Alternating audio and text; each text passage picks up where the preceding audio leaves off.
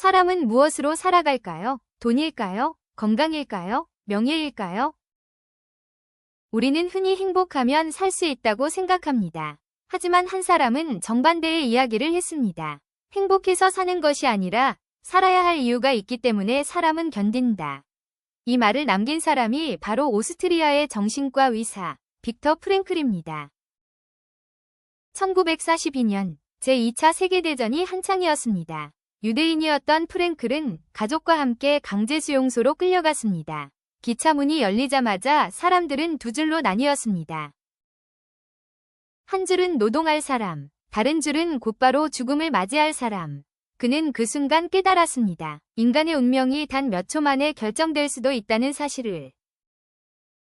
수용소에 들어가자 이름도 사라졌습니다. 대신 번호만 남았습니다. 옷도, 재산도, 직업도, 자존심도 모두 빼앗겼습니다. 하지만 누구도 빼앗지 못한 것이 하나 있었습니다. 생각할 자유였습니다.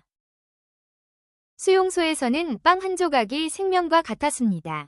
굶주림은 사람을 짐승처럼 만들기도 했습니다. 그런데 프랭클은 놀라운 장면을 보았습니다. 어떤 죄수는 자신이 가진 마지막 빵을 더 배고픈 사람에게 건네주었습니다. 그 순간 그는 깨달았습니다. 인간은 환경의 노예만은 아니라는 사실을. 아무것도 없는 상황에서도 선택은 남아 있었습니다. 친절을 선택할 수도, 희망을 선택할 수도 있었습니다. 수용소에서는 이상한 일이 있었습니다. 어느 날 갑자기 사람들이 말했습니다. 이제 끝이야. 더는 못 버티겠어. 그리고 정말 며칠 지나지 않아 세상을 떠나는 경우가 많았습니다. 몸이 먼저 무너진 것이 아니라 마음이 먼저 포기한 것입니다. 프랭클은 의사였기에 그 모습을 가까이에서 지켜보았습니다.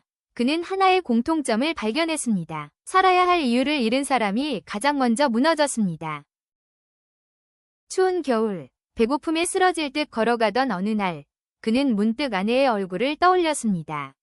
아내가 살아있는지, 이미 세상을 떠났는지도 알 수 없었습니다.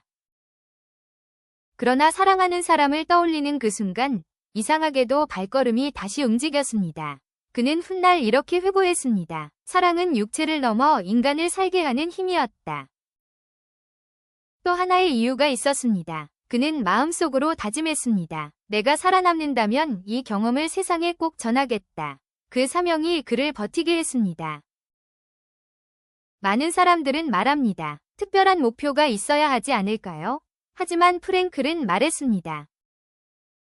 아닙니다. 어떤 사람은 어린 자녀 때문에 살아갑니다. 어떤 사람은 부모님 때문에 살아갑니다. 어떤 사람은 아직 피지 못한 꿈 때문에 살아갑니다. 또 어떤 사람은 오늘 해야 할 작은 일 하나 때문에 살아갑니다. 중요한 것은 이유의 크기가 아닙니다. 그 이유가 진심이라는 것입니다.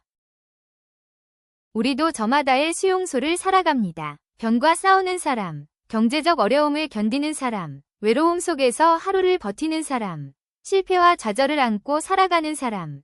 환경은 다르지만 질문은 같습니다. 왜 살아야 하는가? 프랭클은 대답합니다. 인생이 우리에게 무엇을 줄 것인지를 묻지 마십시오. 인생이 지금 우리에게 무엇을 요구하는지를 물으십시오. 이 말은 삶의 방향을 바꾸어 놓습니다.